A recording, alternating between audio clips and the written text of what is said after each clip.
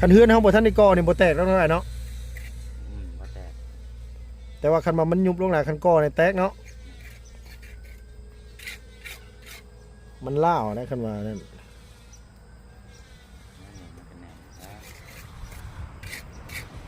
เจ้าติดฟ้าขึ้นไปที่ข้างเทิงโอ้ยเรียบร้อยแล้วบ่ยาก พอคืนทั้งเครื่องทั้งเทิงมันต้องเทอยู่แล้วเนาะสมบูเทนำบ่ได้ฮะโดยเขาสิเทจะฆ่าไหนบ่วงใส่วงกบนี่ก็เทแม่นบ่วงกบเลยเทิงวงกบเทบ่ได้เทบ่เทคือกันเนาะมันก็สำคัญกับบอกสำคัญนั่นแหละโดย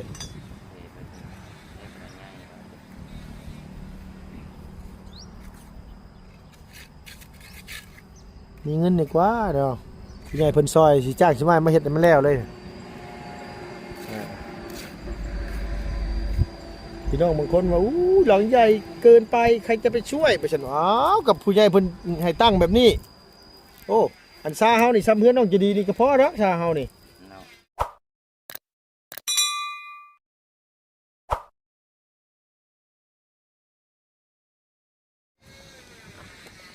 ก่อนเดินทางกลับบ้านทางไอ้สร้างเพิ่นสั่งอันว่า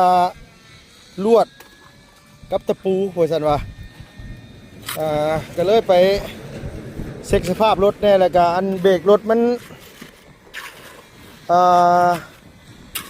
จะข้างพี่น้องเวลาเบรกเนี่ยมันบ่อยากตีกลับห้วยแต่มันก็อันตรายเนาะไอ้บ่เนาะเบรกแห้งๆมันบ่ตีกลับมันสิบ่แขวเฮียเพิ่นบอกก็เลยไปให้เพิ่นเช็ครถให้ก่อนโดนเติบเพิ่งเติบเพื่อสิแล้วก็ได้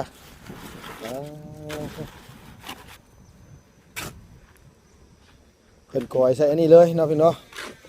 มาได้เอามากินเป๊ปซี่เย็นๆได้ไหมยามแรงๆ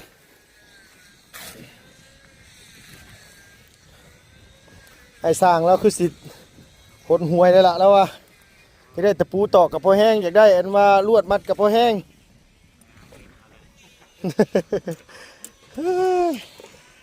สบายดีเด้อสบายดีอ่ะ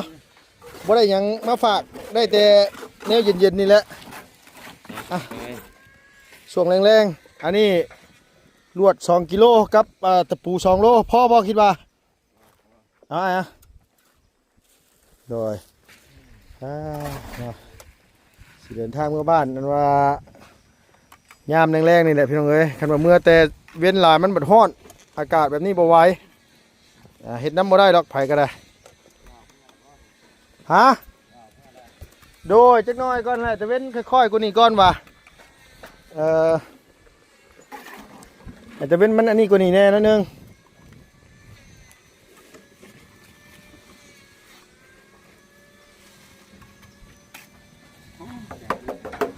บอกบ่พ่อบ่อ้ายบอกอยู่ในหน้าคอกหมูให้แล้วคันว่าลูกเอาก็เปล่าฮะอันนี้อยู่ในล่างบ่อแล้วลูกใส่รถแล่นขึ้นมาล่อติดแบบได้สิอยู่ได้โดยเดี๋ยวอันว่าเฮาสิบอกกันว่าอันสุกี้มาเฮ็ดให้ดอกโยเขาเจ้าบ่เฮ็ดให้ได้บ่เป็นเฮือนเขาเจ้าก็บ่อยากชนไปได้แล้วว้าวเนี่ยลูกไปเอาก็รถจักรแก่ๆขึ้นมาป่าอยู่นี่โดยล่อติดแบบอยู่ได้ก้อนแปรนี่แหละโดยแล้วมันบ่ได้แล้วมันบ่ได้ซ่อมรอก็ได้ยาโก้มันยังไง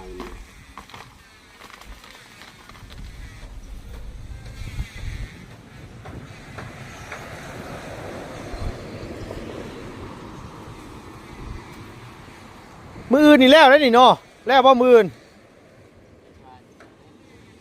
คิดว่าสำเร็จบ่มื้ออื่นร้อยแล้ว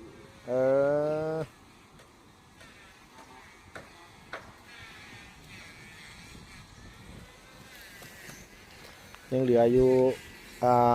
บ่กี่คานเพียงเลยแต่นี่ฮอดค่ำก็ได้หลายเติบเลยเนาะโดยแม่นแล้วมื้อนี้บ่ได้หยุดเลยบ่มื้อนี้น่ะเฮ็ดยาวเลยบ่มื้อนี้หยุดอยู่บ่ชั่วคราว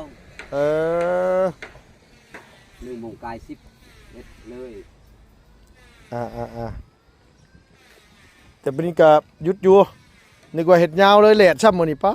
ดตัวแดดแห้งอีกดอกพี่น้องเอ้ยแดดพริกอีดี ใช่ว่าได้แค่นี้แหละ โดยฉันน่ะพอแห้งเนาะ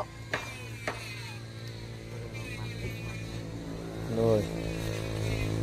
โอ้แต่ปูนนี่สิพ่ออยู่น้อยสร้างนะปูนเนาะปูนพ่อคันขาดบล็อกก็สิขาดอยู่ประมาณ4-50นี่แหละพี่น้องเอ้ยฮอดบ่4-50บ่ฮอดบ่มีแต่ว่าให้สิให้อันว่าสุกี้มาแก้ขึ้นมาหายยังเหลือข้านเดียวดีบ่ดีว่า ด้านเดียวเนี่ย เออ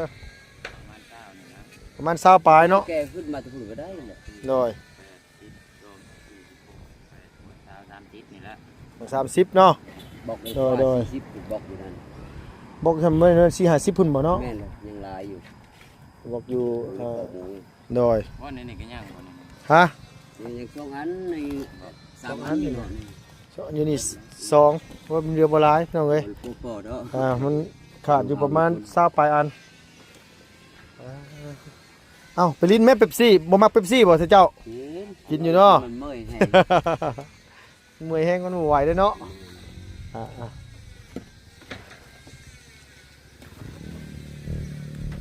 นับนี่ที่ได้ที่ดีนับ คันขาดตอนนั้นไปบ่ได้แดเหงื่อมันนั่นว่าอันนี้ตลอดหมายความว่าอื่นเหลือแต่เทคานบ่อ้าย แม่น เออเล็กตัวที่น้องสั่งมาบ่ตัวนี้น่ะ แม่น บ่พอบ่ พออยู่ยังลุ่มได้นี่ ตัวลุ่มมาแล้วเนาะอ่ายังเหลืออยู่25เซน 16ก็ได้เนาะ หน่อย 46 แต่มันเหลืออยู่24เซนมาบุญสารวัตรเพิ่นสั่งมา24น้องสั่งมา20อันนี้น่ะ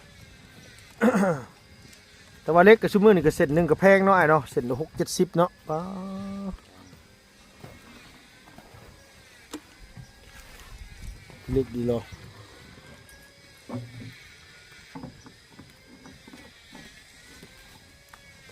คันแดดบุดๆเนี่ยแบบอันว่าแดดอันนี่แม่นแบบคือสีคล้ายๆแน่เนาะแต่ว่าตอนเอาร้อนๆน่ะโอ้ย แซงไว้นะ ฮะ เล็กแซงเนาะ โดย กระซ่างก็แซงกัน แพงนะสาวลาดจักคุมเอาแล้วบ่แพงกับบ่จักว่าแล้วสาวลาด ธรรมดาธรรมดาบ่อันผู้เฮ็ดน่ะธรรมดาผู้จ้างมาแพงอันคนเฮ็ดนั่นโยบ่เอาว่าแล้วมันเมื่อยอยากได้แพงนะปกติเพิ่นติโตแล้วพี่น้องเอ้ยน้อยใส่เนาะ มันบ่ได้ง่าย เดี๋ยวบ่ง่ายน้องเข้าใจอยู่ว่ามันบ่ง่ายก็ย้อนว่ามันบ่ง่ายนั่นแหละจังว่าอันนี้น่ะพี่น้องบางคน FC เพิ่นว่าคือจ้างแพงใส่ลุงว่าซั่นว่าจ้างแพงแม่นอยู่แล้วแต่สมัยแต่ 3-4 ปีที่แล้วเนาะอ้ายเนาะ3-4 ปีที่แล้วสมัยตะกี้เพิ่นเอาต้นหนึงเนี่ยต้นละล้านอันนี่น่ะ15ต้นก็15ล้านแต่ 3-4 ปีที่ผ่านมาผู้ใดบ่แม่นว่าซุมื้อนี้ได้ ใส่เงินชูมือนี่อีก โดยบัดเงินซุมื้อนี่บาดที่นี่นะ 200,000ส่งจริงเด้อตัวนึงยังบ่ชุบตัวอีกสิโป หมู1กิโลนึงก็90,000รวมพักรวมหญ้าก็150,000เลย หมูกว่าเฮาโง่เลยกูมือนี่ ตะกี้นะหมูกิโลละ35,000กีบ ถ้าหมูลาดธรรมดาก็ได้5โง่ดีกว่าง่ายกว่าถ้าหมูลาดแห้งซาจังใดๆมีแต่หมูพันธุ์ โดย ลาบันโนคนหนัก เพิ่นว่าเพิ่นอยากเอาดินเขาอีก5ล้านบ่ซั่นว่า5ล้านเขาน้อยก็ยอมแล้วสิเอาเงินมาแต่จ้างเดี๋ยวนี้นะยังคิดอุกค่าสร้างก็บ่แฮงอยู่เดี๋ยวนี้โอ้ยเนาะ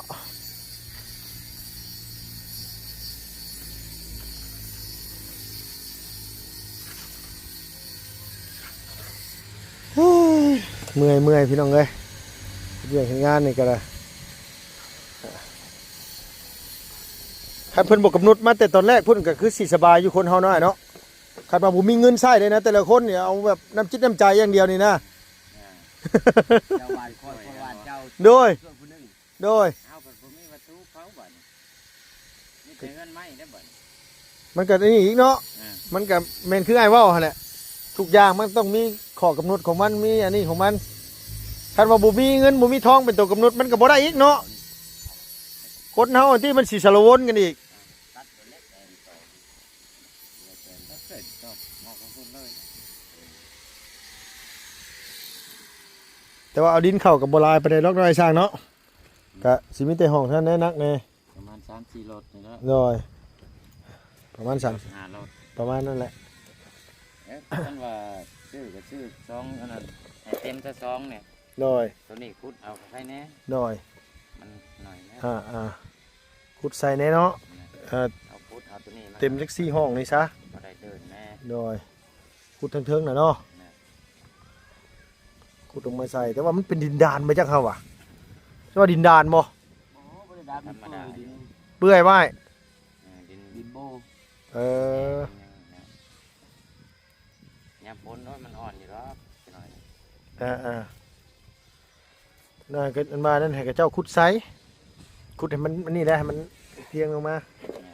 โดย พอตักตัวนี้เลยเป็นหน้าบ้านเลยครับบ้านเที่ยง บ่ได้เขาเจ้าสิเฮ็ดทางขึ้นไปแก้มันอยู่เขาเจ้าจมให้เฮาอยู่มื้อนั้นเขาเจ้าว่าไผบอกให้สาวกงมีตั้งเฮือนหม่องนี้ครับว่าอาสิตันทางค่อยขึ้นไปแก้มันเขาว่าเฮาว้าวว่ะ เด้พอดไปทางแล้วก็ได้แล้วเด้ โดย ทำสิไกล ถ่ายลงเป็นทางแล้วเดี๋ยว เอาลงแล้วก็มันก็เพ่งเลยดูแหละทาง ตัวนั้นดินก็เจ้าเบิด ตัวใด แล้ว เขาบ่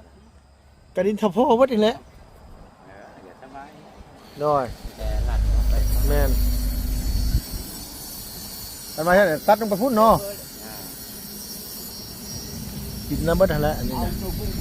ฟันลื่น แต่ว่าอัน กันว่าให้รถมันลงมาทางนี้นี่เบรกบ่อยู่มันสิเข้าฟ้าเฮือนแล้วจังได๋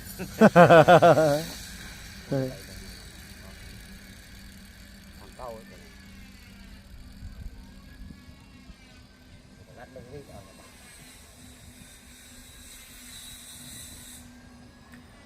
แต่ว่าอันนี้บ่ชั่นกัน อันแรกก็ว่าเอาตัวนี้ไป ฮะ ว่าเอาเป็นคาดแถวนี่นะ โดย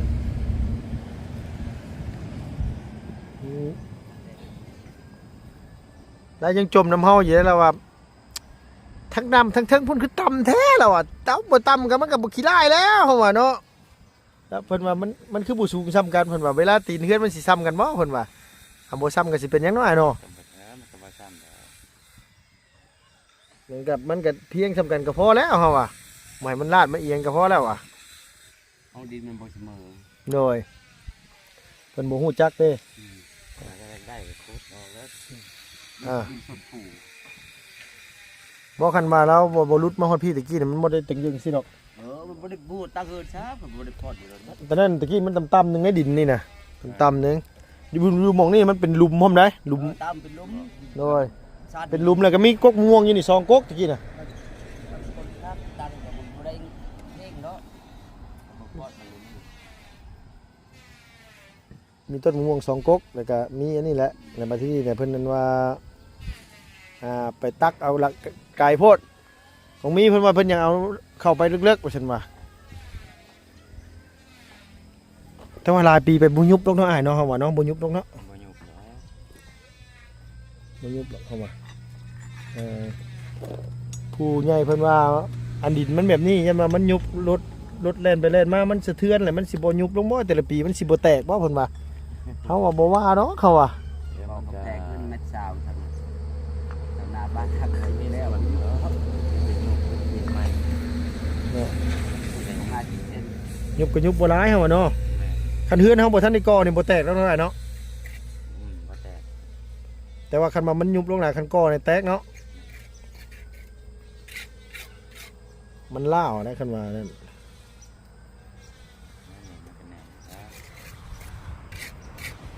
ถ้าว่าติดฟ้าขึ้นไปในการเดินโอ้ยเรียบร้อยแล้วระยะ เพราะว่าคืนทั้งเทิงมันต้องเทอยู่แล้วเนาะคันบ่เทน่ะบ่แน่ ลุ่มนี้ ฮะ แบบเป็นแล้วทั้งลุ่ม โดยเขาสิเทจะค่าไหนบ่วงใส่วงกบนี่ก็เทแม่นบ่ เอ๊ะ ใส่วงกบเลยเทิงวงกบเทบ่บ่ได้เทบ่ เอ๊ะกัน เทคือกันเนาะ กันเนาะ มันก็สำคัญกับบล็อกสำคัญนั่นแหละ โดย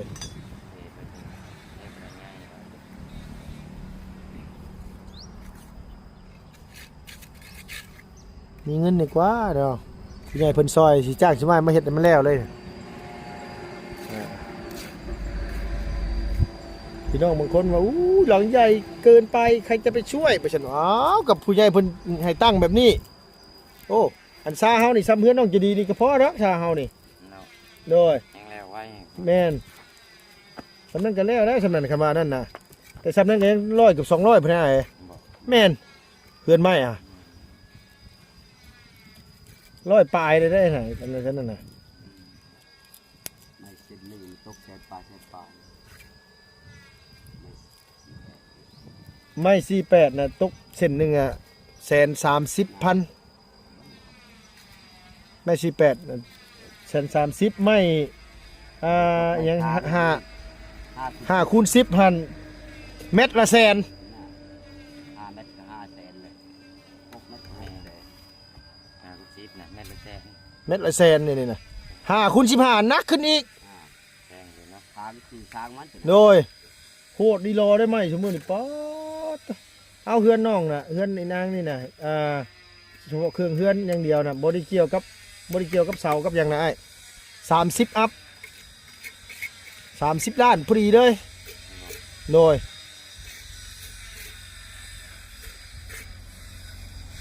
บ่ได้เกี่ยวกับเสาได้เสาต้นหนึงกับต้นละ7แสนถึง8แสนนี่แหละสมมุตินี่น่ะเสาต้นหนึงน่ะ มีหยังกระแพงมีหยังกระแพงแล้วอันว่าน้องจ้างอ้าย20ล้านเพิ่นว่าจ้างแพงมาซั่นว่าก็สิบ่แม่นหยังไปถามสร้างเบียดแล้วเราอยากได้29ล้าน29แล้วว่ะ29คันบ่ได้29ก็ให้สร้างลาวเฮ็ดแล้วว่ะคือว่านะเขาจ้างกรรมกรมื้อหนึงมื้อละ800,000นะไอ้กรรมกรเขาเฮ็ดอ่ะ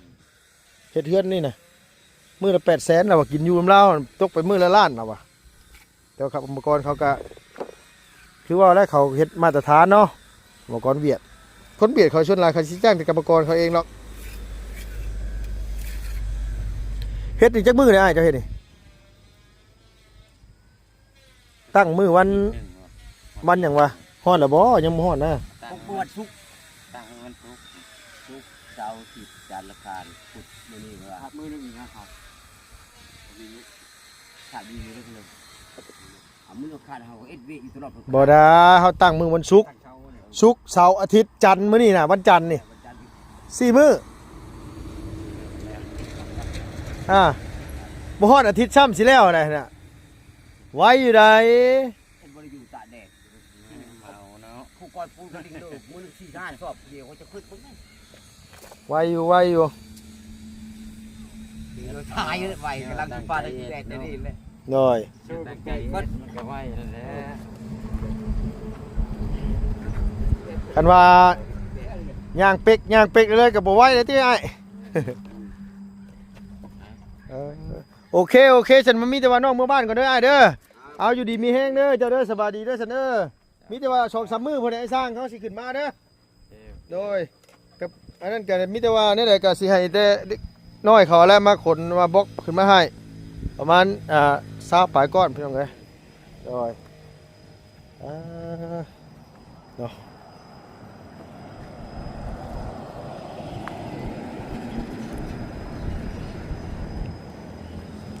เสร็จแล้วคือพอแล้วพ่อเมื่อบ้านนี่แล้วพ่อเด้อบ่แล้วบ่กินแล้วสิเมื่อก่อนนะเอาสบายดีเด้อพ่อเด้อโดยสบายดีเอากินแม่จ้าแม่เป๊ปซี่ใส่กงมีไปใส่กงมีเอ้ย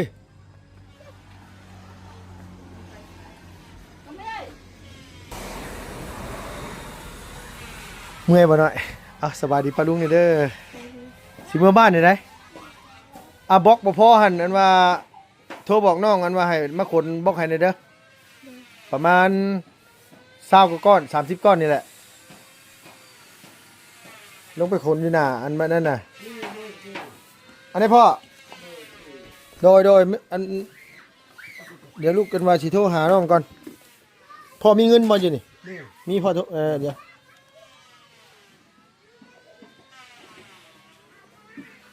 บ่ไล่โทรมาแหละพี่น้องเอ้ย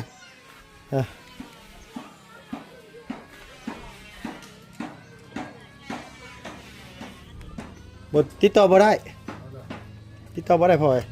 บ่เป็นหยังเนาะมีแต่ว่าเดี๋ยวให้เห็นว่าอีนางไปเอิ้นก็ได้บ่มีเอิ้นก็ได้คันเราบ่อยู่กับมีแต่ว่าบ่มีทุกคนได้บ่นางบอกนะ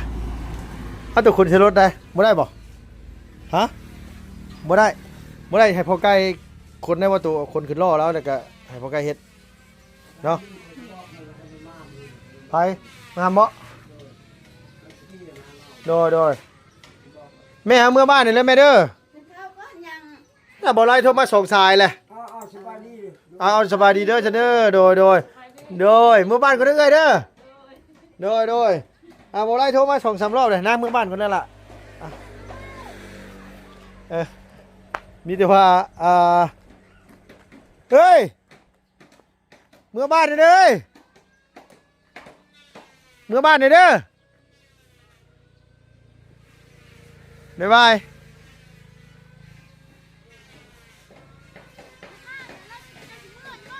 เมื่อ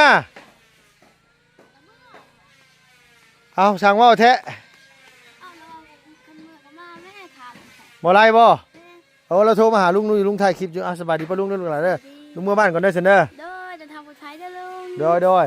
พี่น้องเอ้ยมีแต่ว่าลุงสิเมื่อบ้านก่อนอันว่าบ่ไรเราโทรมาถามหลายเทื่อแล้วอยู่ดีมีแห้งพี่น้องโดยเจ้าไปแล้วพี่น้องเอ้ยบ๊ายบายสวัสดีเด้อ